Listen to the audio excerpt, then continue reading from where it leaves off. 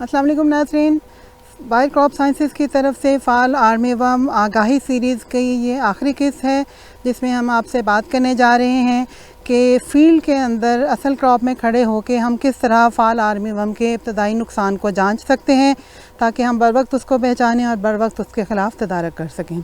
इस वक्त हम अपने मकई के खेत में मौजूद हैं, तो आ जाएं ज़रा मेरे सामने। इस वक्त मेरे पीछे जो है मकई ज़रा बड़ी स्टेज पे है, इस पे भी हमें डैमेज नज़र आ रहा है, लेकिन सामने थोड़ी छोटी स्टेज पे है। तो आइए ज़रा आपको उस पर दिखाती हूँ कि फ़ाल आर्मीवर्म की जो नुकसान की इब्तदाई अलामात हैं वो कौन सी हैं और कैसे हम उनको पहचान सकते हैं।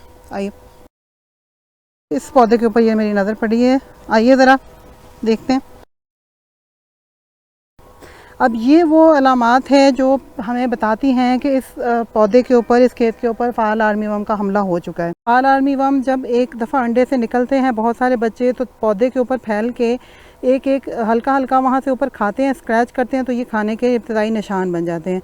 अब लार्वा क्योंकि बहुत छोटा है, तो ये देखें इसने पत्ते के ऊपर ये तमाम सरफेस साइडों से खुरची हुई है, सबस हिस्सा खाया हुआ है, लेकिन आपको ये सफ़ेद जाली जो है आम ज़्यादातर जगहों पे ये इसके साथ ही इंटैक्ट मिलेगी, इसमें मौजूद रहेगी, क्योंकि ये वो स्टेज है जब लार्वे का साइज़ आधे इंच से तकरीबन कम है। ये वो निशानी है जिसको देख के हमने स्प्रे का डिसीजन करना है और अपनी स्प्रे को लेट नहीं करना। लार्वे को हमने कोशिश करनी है जब उसका साइज़ आधा इंच या इससे कम हो उसी दौरान ही कंट्रोल करें। वजह इसकी ये है, लार्वा तकरीबन आधे इंच का होता है, उस वक्त ये अपनी ज़िंदगी में जितना भी इसने लार्वल पीरियड में खुराक खानी है उसका तकरीबन 20% जो है वो कंज्यूम करता है, 20% खाता है। इसके बाद जब सुंडी 1 इंच या इससे बड़ी हो जाए तो बाकी का 80% उसने उस वक्त खाना है।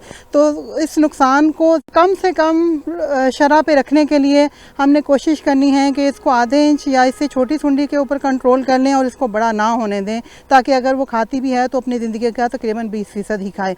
और हाँ, एक और बात कि इसकी एक और अहम वजह है, यहाँ देखिए ये सुंडी जब आएगी, अभी तो थोड़ी धूप है तो आपको सुंडी नज़र नहीं आ रही, सुबह के टाइम और शाम के वक्त ये सुंडी अंदर से निकलती हैं अपने, जहाँ से ये इसने अपना इस वक्त शेल्टर लिया हुआ धूप से बचने के लिए, निकल के ये पत्तों के इर्द गिर्द घूमे फिरेगी, पत्ते की सरफेस के ऊपर आएगी और यहाँ पे खाएगी। ठीक है, तो ये इसका तरीक़ाकार है छोटी सुंडी के खाने का। तो इस वक्त हम इसको जब छोटी है तो मौसर तरीके से कंट्रोल कर सकते हैं। दूसरी अहम वजह इसको अर्ली स्टेज पे स्प्रे करने की ये है। और तीसरी चीज़ कि जब सुंडी आधे इंच से बड़ी हो जाएगी तो फिर उसका तरीक़ाकार बदल जाता है, उसको पौधे के अंदर ना बहुत ही आप कह लो एक बेहतरीन सी छुपने की जगह मिल जाती है। चले मैं आपको दिखाती हूँ कि बड़ी सुंडी जो है, जिसने कि टोटल 80% जो है खुराक अपनी ज़िंदगी में जो उसने टोटल खानी है उसका 80% वो बड़े होके खाती है। अब आप ये देख सकते हैं कि कुदरत इसको, अब आप यहाँ पे इसको देख सकते हैं, एक तो इसने पौधे के ऊपर सारे ये खा पी के तो अच्छा खासा इसको काट के रख दिया है। दूसरी अहम चीज़ इसके खाने का तरीका देखें कि ये बिल्कुल अंदर बैठी हुई होती है। मैं इसके 1-2 पत्ते उतारती हूँ ताकि आपको मैं दिखा सकूँ किस कदर जो है इसके ऊपर कचरा है जिसके नीचे ये छुपी हुई है। ये आपको नज़र आ रही होगी, ये सुनिए। अब ये देखें, ये यहाँ से कोंपल शुरू हो रही है, यहाँ तक जो है ये नीचे जाके बैठी हुई है। यहाँ पे इसने अपने लिए ऊपर से इसका कचरे से प्लग कर दिया हुआ है, रास्ता बंद कर दिया हुआ है। और दूसरा ये कि इसके अंदर ये देखें छोटी सी जगह बना के तो इसके अंदर बैठ के खा रही है। तो यहाँ पे अगर ये पत्तों से जब ढकी होती है तो यहाँ तक स्प्रे का पहुँचना भी मुश्किल हो जाता है।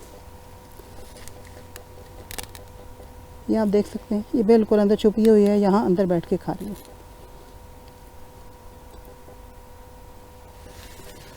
तो इसलिए आपने कोशिश करनी है कि फ़ाल आर्मीवर्म का जो हमने इब्तदाई नुकसान की अलामात बताई हैं उसके ऊपर इसको कंट्रोल करें। ये सुंडी आपको नज़र आ रही है, ये 1 इंच से भी बड़ी सुंडी है और ये तकरीबन 6ठे मरहले की सुंडी है। ठीक है, और ये अब जैसे मैंने पहले बताया था, जो छोटी एक आधे इंच या इससे छोटी सुंडी होती है तो वो जो है तकरीबन 20% खाती है जो पूरी ज़िंदगी में खाना है, और बाकी 80% इस सुंडी ने खाना है। ठीक है, तो इसलिए हमने कोशिश करनी है इसको इस मरहले तक पहुंचने ना दें। और दूसरा इसके खाने का तरीका और छोटी सुंडी के खाने का तरीका मैंने आपको दोबारा फिर बता देती हूँ कि छोटी सुंडी पत्ते के ऊपर घूम फिर के खाती है, इसलिए उसको स्प्रे से टारगेट करना अर्ली स्टेज पे आसान हो जाता है। और बड़ी सुंडी ये देखें, ये बिल्कुल कोंपल के नीचे घुस के, नीचे छुप के, वहाँ पे अपनी जगह बना के वहाँ बैठ के खाती है। तो और दूसरा उसके ऊपर से इतना कचरा होता है कि वहाँ तक स्प्रे पहुँचना ही मुश्किल हो जाता है। तो इसलिए आपने कोशिश करनी है कि इस सुंडी को यहाँ तक पहुँचने ना दें। अब ये देखें यहाँ से निकली है तो ये दोबारा नीचे कोंपल के मज़ीद अंदर जाके तो ये छुपती चली जाए। अच्छा, ये जो भी आपको हम सुंडियाँ दिखा रहे हैं, इसको अगर आप गौर से देखें तो एक सुंडी जो है वो काफ़ी तेज़ हरकत कर रही है और दूसरी सुंडी जो है वो मुकाबलतन थोड़ा सा स्लो है, आहिस्ता मूव कर रही है। तो फाल आर्मी वर्म और ये दूसरी सुंडी जो स्लो है, जिसके ऊपर आपको ज़्यादा निशान नज़र नहीं आ रहे पीले पीले रंग की, ये असल में है तने की सुंडी। तो ये तकरीबन एक ही उम्र की सुंडियाँ हैं, ठीक है। तो आप इन दोनों का फ़र्क वाज़ेह तौर पे देख सकते हैं। फिर दूसरी अहम बात कि तने की सुंडी का नुकसान, इस उम्र की सुंडी की अलामात जो इस पत्ते के ऊपर मौजूद हैं वो आप देखें और इसको हम कंपैरिजन करें इस पत्ते के साथ जो इसी उम्र की फाल आर्मी वर्म की सुंडी है, तो आपको वाज़ेह तौर पे पता चल जाएगा कि दोनों सुंडियों के खाने के तरीके में फ़र्क किस तरह से है। और दूसरा फ़र्क इनके जो ये कचरा फेंकते हैं, जो इसका फरास है, उसका पैलेट साइज़ या उसके दाने का साइज़ है कि तने की सुंडी जो है वो उसके ऊपर, क्योंकि वो बोरर है, वो तने की सुंडी तने के अंदर घुस के तो फिर खाती है, तो उसका कचरे का साइज़ जो है वो भी बहुत छोटा होता है। उसका अगर हम मुकाबला करें फाल आर्मी वर्म की सुंडी के साथ, तो उसी उम्र की फाल आर्मी वर्म की सुंडी का जो कचरा है वो आप यहाँ पे देख सकते हैं कि उसका साइज़ जो है वो तने की सुंडी से काफ़ी बड़ा है। तो इससे भी हम थोड़ा सा अंदाज़ा कर सकते हैं और कि किस सुंडी का ये हमला हो सकता है।